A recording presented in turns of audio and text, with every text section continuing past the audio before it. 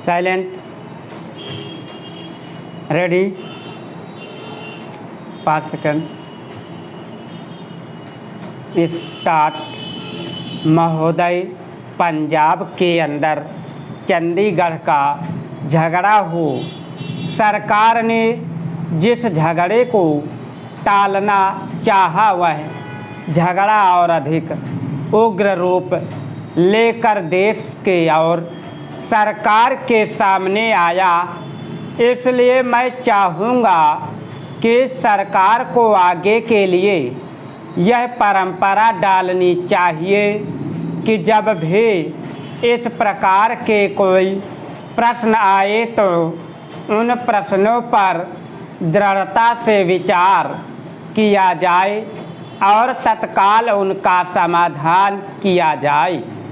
वर्षों तक उन प्रश्नों को लटकते छोड़ लोगों को आपस में संघर्ष का अवसर नहीं देना चाहिए।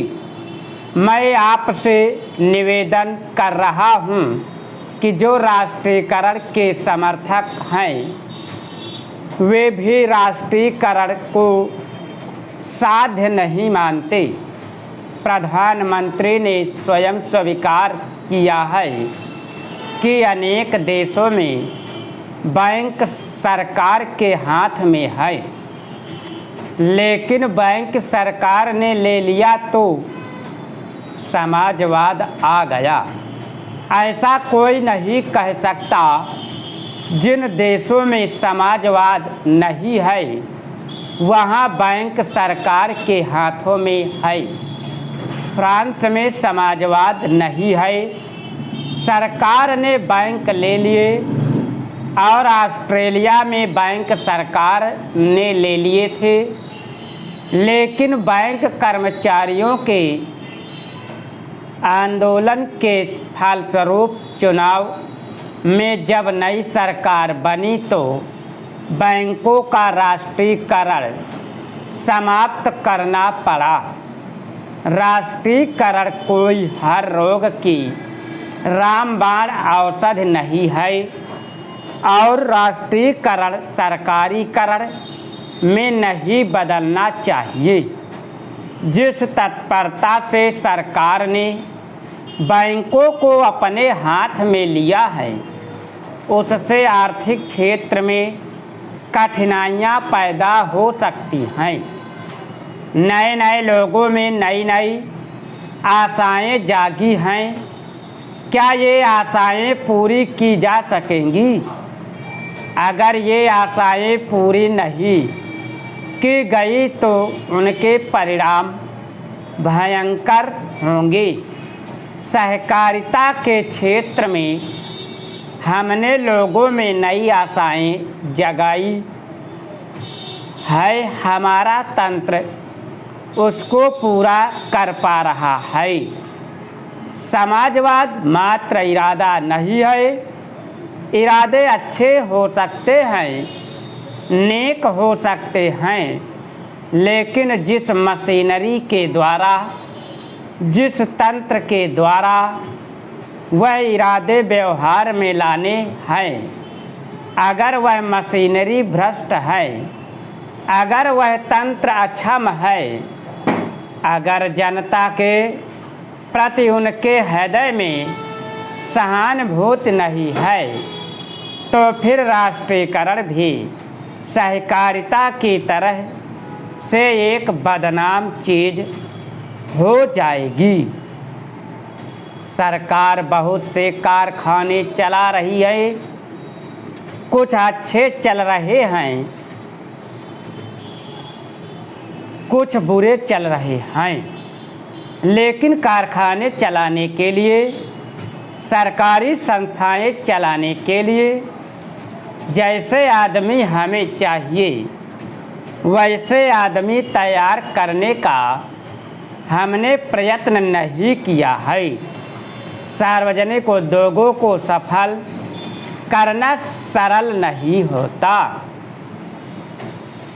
अध्यक्ष महोदय, आज जो किसान है गन्ना पैदा करता है वह परेशान है कि क्या होगा हमारा यह व्यापार रहेगा या नहीं रहेगा, उसका यह व्यापार चलेगा या नहीं चलेगा। एक तरफ तो यह कहा जाता है कि किसानों को गन्ने की ज़्यादा कीमत मिले। हम किसानों की सहायता करना चाहते हैं और किसानों से हम यह आशा करते हैं कि वे अधिक पैदा करें, लेकिन दूसरी तरफ किसानों को जो मिलने वाली चीज़ें हैं उन पर नए कर लगाए जाते हैं। केवल केंद्र सरकार ही नहीं बल्कि राज्य सरकारें भी कर लगाती रहती हैं। अधिक उपज के लिए किसानों को कुछ चीज़ों की आवश्यकता है जिनकी पूर्ति करना बहुत आवश्यक है। उनको ऐसे साधन चाहिए जिनको वे खेती में उपयोग कर सके। हमारे प्रदेश में बड़े बड़े बांध बने हैं और उनसे बिजली पैदा होती है, लेकिन बिजली घर का कहीं पता नहीं है। बिजली घर यदि बना भी हुआ है तो भी उनको बिजली नहीं मिलती है। नलकूप पड़े हैं लेकिन चालू नहीं किए जा रहे हैं। जहाँ पर बिजली पहुँची भी है वहाँ के जो किसान हैं वे भी दर दर की ठोकरें खाते फिरते हैं, लेकिन उनको बिजली नहीं मिलती है। बेचारे किसी तरह से कर्ज लेकर डीजल पंप खरीदते हैं और उससे वे काम चला रहे हैं, लेकिन अब सरकार ने डीजल तेल पर भी कर बढ़ा दिया है। इसका नतीजा यह होगा कि उनके पंप पड़े रह जाएंगे, फिर आपको कहाँ से अन्न मिलेगा। आप किसान से यह आशा करते हैं कि वह अधिक अन्न पैदा करके आपको दे, उपज बढ़ावे, लेकिन जो साधन है उन पर आप कर लगाते जा रहे हैं। किसान पर आप इतना बोझ डालते जा रहे हैं कि उनके प्रयोग को ही वह भूल जाएगा। खाद की भी बात की जाती है। आप कारखाने भी खोलना चाहते हैं। दुनिया के जो बड़े बड़े देश हैं उनको आप निवेदन कर रहे हैं कि यहाँ आकर वे खाद के कारखाने खोले और खाद पैदा करें।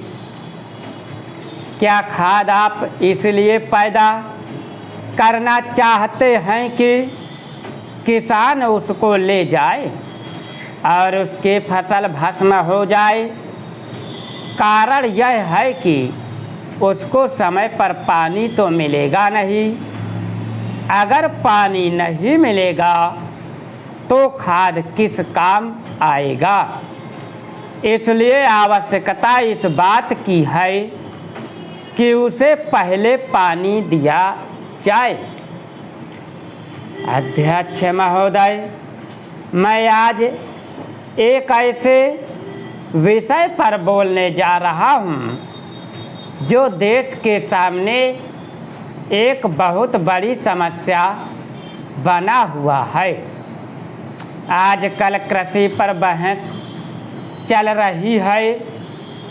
मैं कल से सुन रहा हूँ, कई लोगों ने तो सरकार की बड़ी प्रशंसा की है कि वह बहुत ही अच्छा काम कर रही है। मैं मंत्री महोदय से एक प्रश्न करना चाहता हूँ।